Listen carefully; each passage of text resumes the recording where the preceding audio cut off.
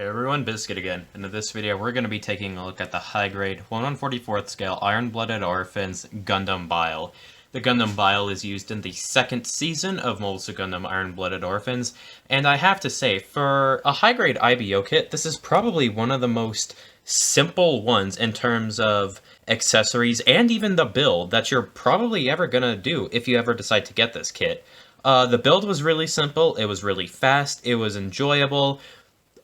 Almost the only thing that really killed me was the color accuracy, but even that's not the worst thing ever. So yeah, let's get right on into the review. So when I say simplest for some of the IBO Gundams, that doesn't mean the kit itself is very simple. You have a lot going on here in terms of its looks, and this thing definitely is a looker.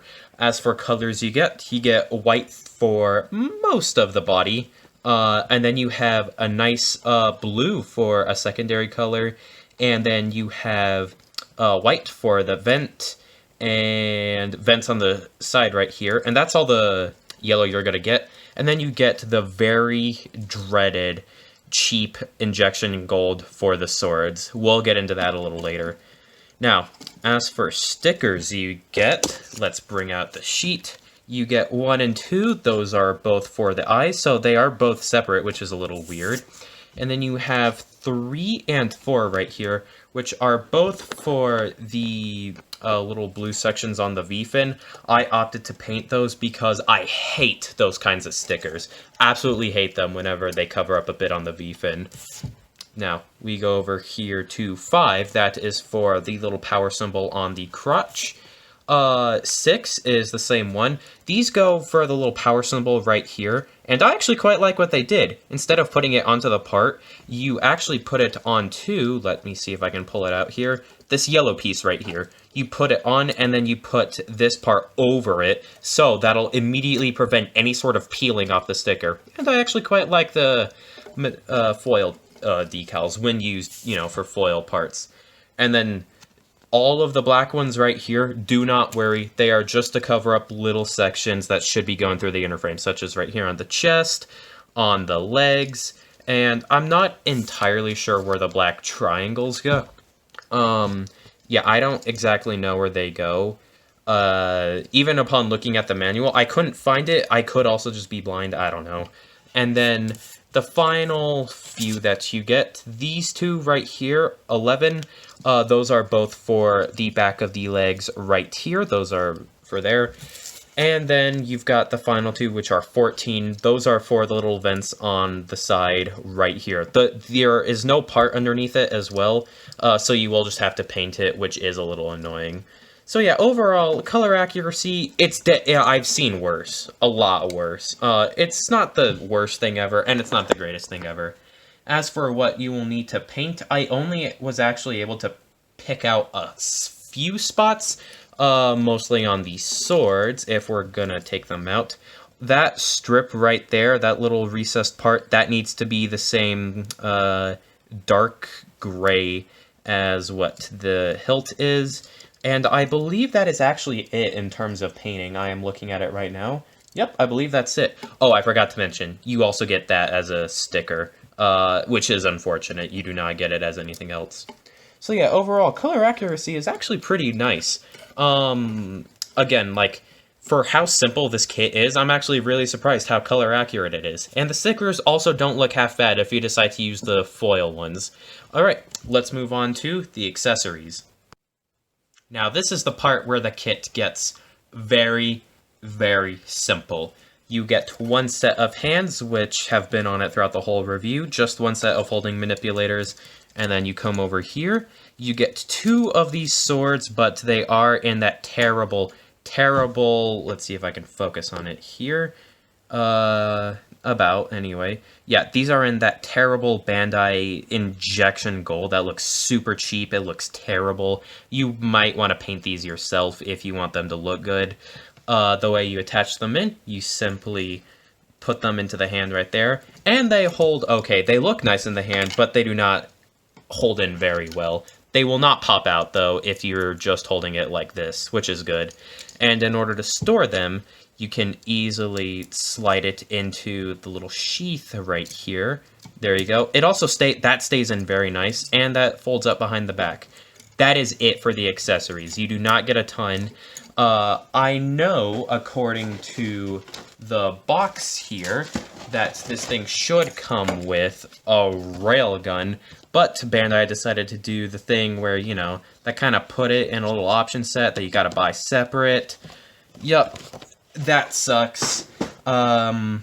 So if you want this thing to look truly complete with its gun, you will have to buy a separate option set. Alright, let's move on to the articulation. Before we begin, I am going to be removing the backpack and this bit of the back skirt just to make life a little easier for myself. So starting off with what you get at the head, you have a polycap double ball joint, which gets you motion up to there for a looking pose, and looking down. It's a little bit blocked by its chin, but that's still a ton. And it's really that baseball that's getting you all the movement, because that's getting you a ton of rotation right there. Head has a lot of chicken movement right there. Arms can come off. They are attached by a bit of a deep polycap, so if you're not careful, they can kind of pop out. They move up about that far. This piece right here pulls out and up, and the arm can raise about that far in total. You have a full swivel right here. Whoops. It gets a little blocked. Nope, okay, it does not. Mine just got caught on something, I don't know what it was. You get a single jointed bend, which gets you pretty much what you would need, and a ball jointed hand, which can rotate around, and yeah, rotate around, that's pretty much it. And there goes the arm. The chest can crunch forward like so, and move back about that far. There was a ball joint right there, so you can get whatever motion out of that. And it will swivel all the way around, but do be careful. It can interfere with this front crotch section. The front skirts are on ball joints. They came together, but they can be separated. Side skirts are on polycaps, so they can move up and rotate. Butt flap does absolutely nothing and tears off the entire butt. This is a major flaw with this kit. I don't know what's going on with it, but this entire butt piece just comes out and off of the inner frame. I can't help but wonder if that was an issue with other IBO kits that use the same inner frame. For those who don't know, this thing has a full inner frame. The legs can move up about that far. Actually, if we move out the side skirts a little bit more, no, front skirts, yeah, that gets you about that far. Legs can move back about that far. And if we're getting the side skirts all the way out of the way, I don't see why it can't do the splits. Yes, it can. The leg will fully rotate. Be careful of this armor. Oh, yep, it got a little messed up there. You have a double jointed bend at the knee, which is very nice. That's very nice for articulation. And then the feet can move back that far and forward that far. This little bit at the front can move up and down. So you can get a toe bend about that far, which is really nice. Feet drop down that far. And you get a rotation basically out to there for a pivot, which is really nice.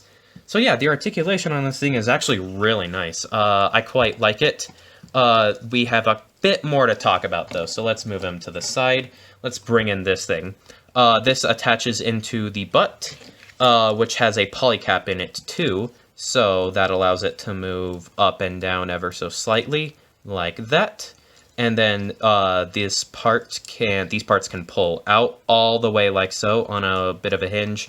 And these are ball joints right here, so they can swing forward and back and, yeah, do basically everything a ball joint will do. Moving him back over there. Let's get his arm positioned. Let's go to the backpack. This has a lot of articulation. You have a swivel right here. This part can also swivel around for some reason. A swivel right here, and all of these can go all the way around. And it raises up about, yep, that far. It'll raise about that far up. This part can move up and down. This part can move up and down. And, of course, that carries over to the second wing. There is a lot of articulation on here, and very nice articulation. The Bael itself has amazing articulation. None of the armor gets too clunky or in the way at all, really, and it's very nice. Alright, let's move on to my final thoughts. Final thoughts on the HG IBO Gundam Bael. I actually quite like it. It's a very nice model kit. The build wasn't too hard. The only thing I could probably fault would be the asking price of it, because depending on where you get it, this could be anywhere from $10 upwards to $35 to $40 US. I would only really recommend this if you can get it for a price of $15, $16 US max. I have no clue how they price stuff in Japan, but definitely do not buy this thing for more than $16, $17. It's a good kit, but it's not worth that much, I promise you. Also, something odd I noticed while filming this review, so I didn't mention it anywhere else, it seems the proportions compared to a regular Bael from the anime, I'll pop it up right here, it seems that the proportions have been slightly altered on this one. A lot of stuff has been slimmed down. I have no clue why. It just seems like something that they did. Anyway, that will be it for this video. Please leave a like and consider subscribing in case you really want to see more of this content. And I will see you guys in the next review.